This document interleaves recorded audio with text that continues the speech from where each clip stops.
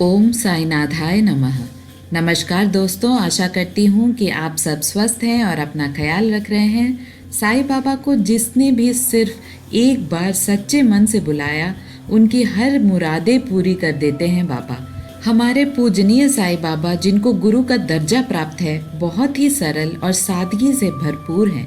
उनको भक्तों का कष्ट खुद अपना कष्ट लगता है। साईं बाबा को प्रसन्न करना बहुत ही आसान है। साईं बाबा को खुश करने के लिए बड़े बड़े पूजा और यज्ञ करने की आवश्यकता बिल्कुल भी नहीं है।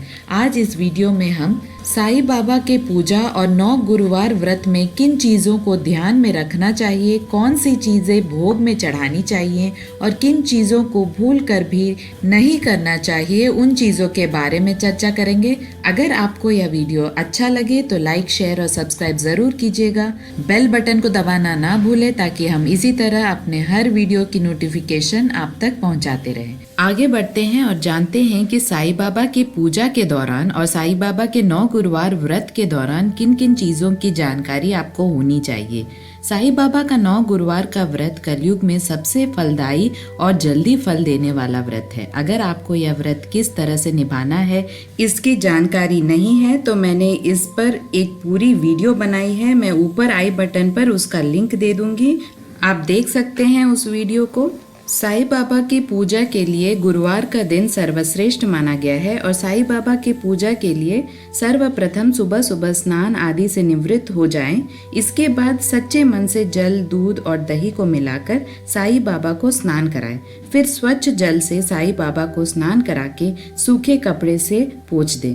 इसके बाद श्रद्धा और सबूरी को समर्पित 2 घी के दीपक साईं बाबा के समक्ष जलाना चाहिए। बाबा के समक्ष घी के 2 दीपक जलाएं। फिर साईं बाबा के सम्मुख सच्चरित्र का पाठ करें। ध्यान रखना चाहिए कि साईं बाबा के सामने किए गए पाठ की संख्या 11 होनी चाहिए। पूजा पाठ के दौरान हृदय से सच्चे मन से मनन करें। अंत में ओम साईनाथाय नमः, ओम श्री शिरडी देवाय नमः जाप करते हुए प्रसाद में बाबा को फल, मिष्ठान अर्पण करें और वही भोजन स्वयं प्रसाद के रूप में भी ले लें। साईं बाबा की पूजा और व्रत में अगर आप बाबा की मनचाही भोग लगाते हैं तो आपको उसका फल भी बहुत जल्दी प्राप्त हो जाता है। बाबा को पालक बहुत पसंद था, इसलिए भक्त गुरुवार के दिन बाबा को पालक का चढ़ावा चढ़ाते हैं। साईं बाबा को मीठे में हलवा बहुत ही प्रिय है और ये हलवा सूजी, आटा या बेसन किसी भी चीज का हो सकता है। शुद्ध घी से बना हलवा साईं के आगे अर्पित करते हुए अपने मन में जो कुछ भी मनोकामनाएं हैं उसे साईं बाबा को कह डालिए। साईं बाबा एक सरल तपस्वी के रूप में जाने जाते हैं। यही कारण है कि वह सादगी से भरा जीवन व्यतीत करते थे और सादगी से भरा खाना भी खाते थे। बाबा को दाल चावल से बनी खिचड़ी बहुत प्रिय थी और इसलिए बाबा को आप हर गुरुवार या व्रत के दौरान खिचड़ी भी चढ़ा सकते हैं। साईं बाबा को नारियल भी बहुत ज्यादा पसंद था। अगर आप बाबा को नारियल चढ़ाते हैं तो निश्चय ही उनका आशीर्वाद प्राप्त होगा। नारियल के लड्डू, नारियल की खीर या नारियल से बना कुछ भी चीज चढ़ा सकते हैं। साईं बाबा को सभी प्रकार के मीठे फल चढ़ाया जा सकता है। खासकर केला बाबा को चढ़ाना आपके मन की कामना को पूरा करने के लिए सर्वश्रेष्ठ होगा। साईं के समक्ष आप अपनी किसी भी इच्छा को रखने से पहले उन्हें मीठे का भोग लगाएं। आपके लिए बहुत शुभदायी होगा और कोशिश करें कि ये मिठाई आप खुद बनाएं। साईं बाबा को प्रसन्न करना इतना मुश्किल भी नहीं है। बाबा के लिए जो भी भक्त प्यार से उनके लिए बनाते हैं वह स्वीकार कर लेते हैं।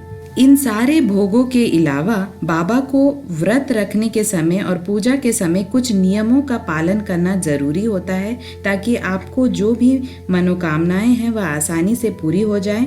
ऐसी मान्यता है कि साईं बाबा व्रत एक बार शुरू करने के बाद नियमित रूप से 9 गुरुवार तक रखना चाहिए, तभी फलदायी साबित होता है। लेकिन साईं भक्त ये भी जानते हैं कि पूरी श्रद्धा से अगर बाबा को हम पुकारे तो वो दौड़े चले आते हैं अपने भक्तों की परेशानियों को दूर करने के लिए।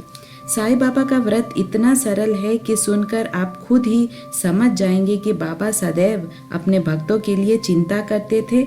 वे सदैव कहते कि कभी भी भूखे पेट मेरी पूजा ना करें, क्योंकि उनका यह मानना था कि भूखे पेट भगवान की पूरी तरह से आराधना नहीं हो सकती।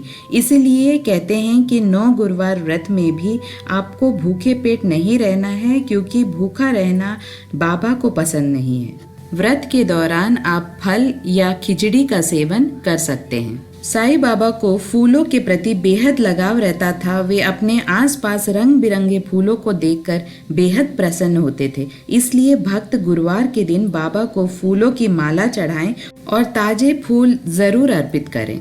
साईं बाबा अपने भक्तों से इतना ज़्यादा प्यार करते थे और चिंता करते थे कि उनके जीवन काल और आज भी माना जाता है कि वे अपने दर पर आए हर एक भक्त की मुराद पूरी करते हैं। जो भी सच्चे मन से बाबा से मन्नत मांगते हैं, बाबा उनकी झोली खुशियों से भर देते हैं। बाबा ऐसे ही अपने हर भक्त की मनोकामना पूरी करे।